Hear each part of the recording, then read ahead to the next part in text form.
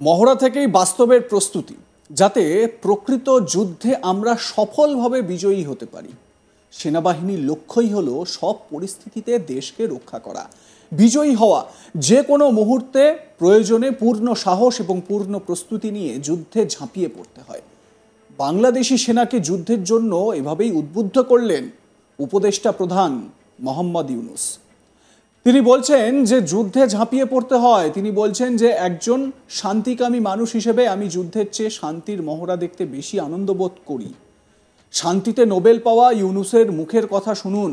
মোহাম্মদ ইউনূস কোথায় ভুলে গেছেন যে যুদ্ধের আগে মহড়াই হয়, আর তিনি তা দেখে এতই আনন্দিত যে হাততালি দিচ্ছেন, লজ্জাও করে না। আর এই মহড়া কি তাহলে ভারতের বিরুদ্ধে প্রস্তুতি ধরা যেতে পারে? ইউনূস বলছেন, কি সুন্দর যুদ্ধের প্রস্তুতি হচ্ছে, সত্যি ধন্য আপনি।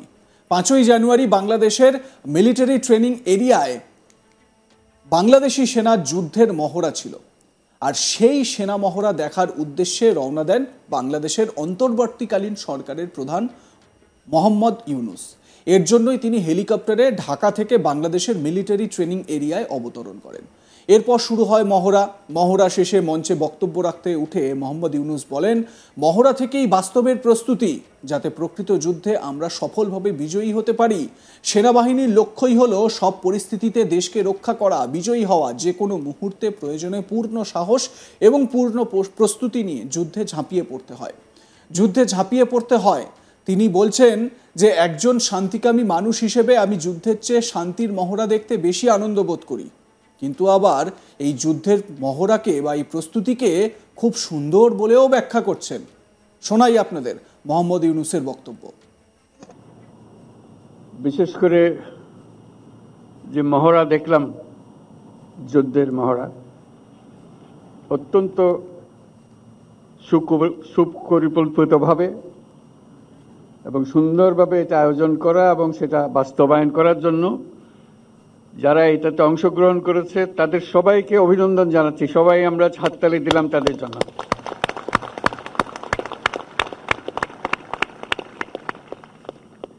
এটা চমৎকার অভিজ্ঞতা নিয়ে গেলাম, কত সুন্দরভাবে একটা যুদ্ধ পরিচালনা করা যায়, কত সাহসের সঙ্গে এগিয়ে যাওয়া যায়। যদিও এটা বাস্তব নয়, এটা মহড়া মাত্র। তো এই মহড়া থেকেই বাস্তবের সৃষ্টি, প্রস্তুতি, যাতে প্রকৃত যুদ্ধে আমরা সফলভাবে বিজয়ী হয়ে আসতে পারি। সেনাবাহিনীর মূল লক্ষ্যই হলো বিজয়ী হওয়া, দেশকে রক্ষা করা সকল পরিস্থিতিতে। বলা যাবে না এটা এখন বর্ষার দিন, এখন আর পারবো না, এখন বেশি গরম, এটা পারা যাবে না, বলার উপায় নাই। যে কোনো মুহূর্তে যে অবস্থায় আছে না কেন, প্রয়োজনে যুদ্ধে ঝাঁপিয়ে পড়তে হয় পূর্ণ সাহস এবং পূর্ণ প্রস্তুতি নিয়ে। সেটারই একটা মহড়া হলো প্রস্তুতি হিসেবে ভবিষ্যতে বাস্তব যুদ্ধে আমাদের যা করতে হবে সেটার একটা প্রস্তুতি। আমরা সিনেমার পর্দায় যুদ্ধ দেখি, সবসময় সম্মুখ যুদ্ধ দেখি। ইতিহাসের বহু বড় বড় যুদ্ধ সিনেমার পর্দায় দেখি। প্রথম মহাযুদ্ধ, দ্বিতীয় মহাযুদ্ধের একেবারে প্রকৃত ছবিগুলো দেখি। নানা ব্যাটল, কিভাবে ব্যাটলগুলো যুদ্ধে তারা শত্রুর সম্মুখীন হয়েছে সেই দৃশ্য দেখি, করুণ দৃশ্য দেখি, সাহসের দৃশ্য দেখি। অনেকগুলো আমাদের স্মৃতিতে অমর হয়ে থাকে, সারা পৃথিবীর স্মৃতিতে অমর হয়ে থাকে, তাদের বীরত্বের জন্য, তাদের সাহসের জন্য। সম্পূর্ণ অসহায় অবস্থা থেকে কিভাবে পুরো জিনিসটাকে পাল্টে দিয়ে জয়কে ছিনিয়ে নিয়ে আসে, সেগুলো দৃশ্য দেখেছি। বহু ব্যাটল পৃথিবীতে বিখ্যাত হয়ে আছে। এক একটা ব্যাটল কিভাবে তারা লড়াই করেছে, কিভাবে জিতেছে, শত্রুর কাছ থেকে বিজয় ছিনিয়ে এনেছে, সবকিছুর প্রস্তুতি এভাবেই হয়। আজকে সেটা দেখে খুব ভালো লাগলো আমাদের প্রস্তুতি, যাতে এটা ক্রমাগতভাবে আমরা প্রতি মুহূর্তের জন্য প্রস্তুত থাকতে পারি সেটার জন্য। তো সেটার জন্য আবার যারা যে সমস্ত ইউনিট এখানে অংশগ্রহণ করলো, সৈনিকদের অভিনন্দন জানাচ্ছি, তাদের যারা পরিচালনা করছেন তাদেরকে অভিনন্দন জানাচ্ছি, এবং ক্রমাগতভাবে এটা আরো সুন্দরভাবে গড়ে উঠবে এই আশা করছি।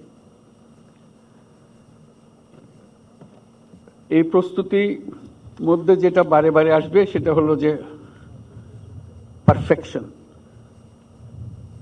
এটা সব জিনিসে, সেটা শুধু যুদ্ধের ব্যাপারে নয়, জীবনের সবকিছুতেই খাটে।